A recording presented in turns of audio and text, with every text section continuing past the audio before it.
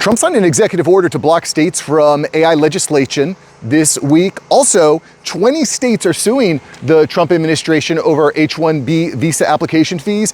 And then lastly, we got to talk about an article from the Wall Street Journal regarding a special invitation-only private investment group that is growing. We're going to talk about that. Big stories this week. If you're new here, my name's Mark. 6 days a week, I'm bringing you the freshest AI news that guys like you and me need to know to remain relevant, respected, financially free. Hit like, hit subscribe. Let's go. Okay, so quick. First, to start, we're going to talk about this executive order. So Trump signed this executive order this week, and the purpose is to establish a single national AI framework. So instead of every state coming up with their own bills and legislation and regulations for AI, he wants to handle this on a federal level. Don't just take my word for it. Here's what the executive order states. It says, quote, "To win, United States AI companies must be free to innovate without cumbersome regulation. But excessive state regulation thwarts this imperative." And guys, this is really, really important. And you probably don't know this, but there are over 1,000 pending state AI bills right now. Guys, there are 50 states. These states are just creating all these AI bills right now. If you are an AI or tech company, how do you even operate in a world where every state is always rolling out new AI bills? It is crazy. It creates an intense, complicated regulatory framework. I just don't know how that is possibly workable for us to build up new technology, new infrastructure, when every state is creating all these new laws. I even went to Grok here and I started to look at, well, how much would each one of these bills cost? And Grok estimates that each AI bill would cost about $75,000 for legislatures to process. And this is even before legal challenges and battles with the federal government and regulators, and it just creates an insane bureaucracy. Again, listen, here's my thing. I don't really like having the federal government in control of everything, but you gotta let the tech guys cook. You gotta let corporations cook. More on that in a moment though, because it's not quite as straightforward as you might think. So listen, guys, this executive order is a huge win for big AI developers like Google, Microsoft, Nvidia, Meta. And God, again, I'm cautiously optimistic. I don't really like having big federal government coming in and controlling things. You may recall over the past several years, censorship's been a problem. During COVID, there's a lot of censorship going on. People got banned for saying some crazy, like very straightforward, mainstream type of opinions. You get banned from social media. We don't want that. We want freedom of speech, right? First Amendment, guys, you might have heard of it. It's important.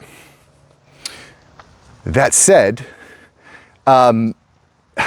that's a lot of power for the federal government to have, right? So like you give the federal government the ability to legislate and basically tell these AI companies what they can and can't do. That's a lot of power for our bureaucratic betters. Obviously they're better than us. They're smarter than us. They went to university and all that. They're obviously smarter and better than us. But again, I just don't see it. I'm more of a states guy, right? Diversify. Let states choose what they want to do. Let's see which states have the most success. But at the same time, like, you can't have all 50 states pumping out new legislation all at the same time. It's unworkable. It's impossible. If you're an AI developer, how would you even keep up with that? I guess maybe you could use the AI to work through all the different bills and laws, and it would just be completely crazy. Because the reality is like, and listen, I'm not one to sit here and be like, I trust Zuck 100%. Sam Altman's my boy. No, hell no. Those guys are in it for themselves. Do I think that they really care about me? No, not at all.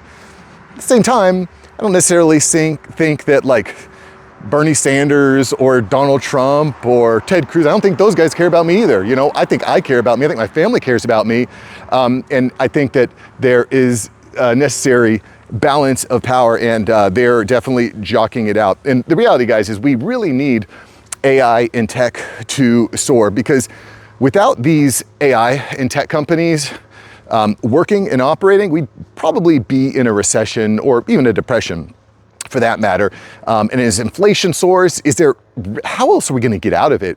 We need to have maximum maximum efficiency. And in my opinion, the only way we're going to get efficiency like that is with this AI gambling, these AI upgrades to come through. We need this AI return on investment, basically, in order to pull through this. So anyway, put your thoughts below. I'd love to hear what you think about this. I think it's a big deal. I think it's a step in the right direction, but it's complicated. It's not cut and dry. Okay, on to our next story. There are 20 states, including California and New York, they're suing the Trump administration over the $100,000 H1B visa application fee, which frankly isn't a big surprise, but I don't know. We've talked about this in a previous video. I'll post a link to it there. I think it's a good thing. You know, we don't want the H1B visa program bringing in low-level talent. We don't want it to be abused. We want to make sure that it's open and available for the people that should be in the United States, are crushing it, are smart, love the country, love the Constitution, all of that good stuff.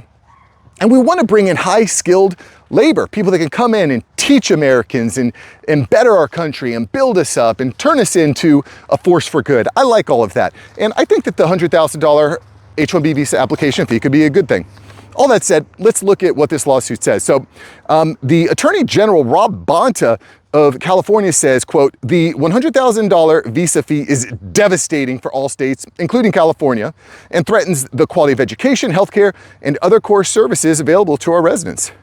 And again, this H1B visa program is a really tricky landmine for the Trump administration and the MAGA movement. Because on one hand, Trump wants to pump energy, manufacturing, tech, all things that the AI companies love. You may recall that picture at the White House with Trump and all the big tech executives.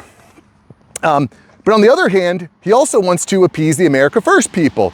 And, you know, the AI companies may not necessarily be up for that because the AI companies, they want to bring in cheap labor, they want to pump. You know, we talked about this in a video a couple days ago. I'll post a link to it here. Microsoft building out they're planning to build out over 1,000 data centers all over the world, huge investments in India as well. So at any rate, this is kind of a tricky landmine for the Trump administration because he's got to make everyone happy all at once, the big tech guys and also the MAGA MAGA supporter. So kind of a tricky landmine for Trump to navigate here. We'll see how he does. My opinion, at least at first note, is like I said, I think the $100,000 application fee makes sense. I think looking at social media accounts for people coming in and their dependents, I think that makes sense. We want to bring in the best, guys. It's a meritocracy. You know, bring in the best in the United States. If big tech, you know, listen, here's the bottom line, guys. These big tech companies are shelling out hundreds of billions of dollars on this AI technology. You want to bring in talent, you're going to have to pay for it. We don't want you undercutting American wages. That's not fair. That's not right. You know, when you come out, like when Amazon comes out and says, oh, we're firing 15,000 Amazon workers. Oh, and we're also bringing in 5,000 H1B visas. Come on, man. That ain't right. That ain't right.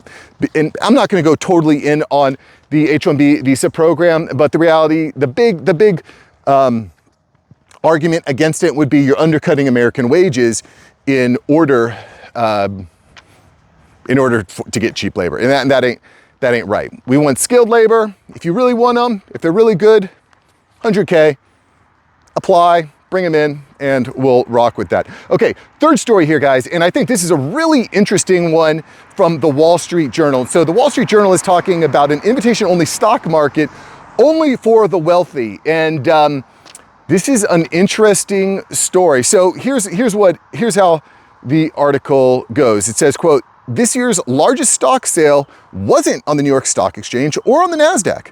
Instead, it was a $40 billion offering by OpenAI that was available only to the investors handpicked by the firm's executive team, including Sam Altman himself. Fewer than 50 investors snagged shares in OpenAI. And basically what the Wall Street Journal points out here is that we have this growing secondary market in investment only for the ultra wealthy. And quite frankly, this isn't necessarily anything new. There's always been opportunities for investment for the ultra wealthy. I think it makes sense. If you've got $1 billion in the bank and you're willing to invest in a company for shares, okay, that makes sense to me. But what what is going to happen is this is a PR nightmare for big companies, because we're going through a time now where it does appear we are going to have a wealth gap, not only in place now, but is going to grow as AI technology grows.